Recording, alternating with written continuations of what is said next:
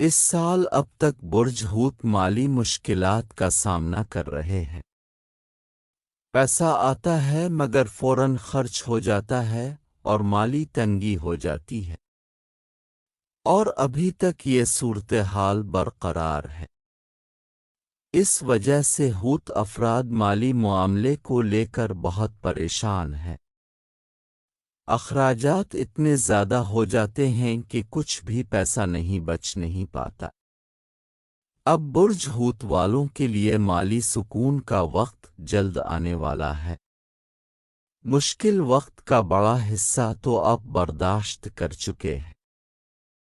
اب آگے کی پوزیشن سے آپ کو آگاہ کرتے چلیں۔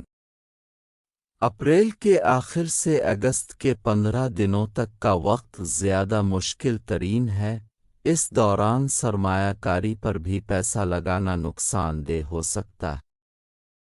30 اکتوبر کے بعد جب راہو کمزور پوزیشن میں ہوگا تو وہ وقت آپ کو مالی طاقت دے گا اور آپ دولت جمع کرنے کے قابل ہو جائیں گے اور آپ مالی طور پر ترقی کرنا شروع کر دیں گے۔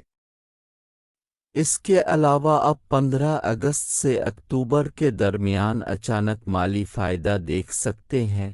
اس طرح سال کے آخر تک آپ کی مالی حالت مضبوط ہو جائے گی انشاءاللہ۔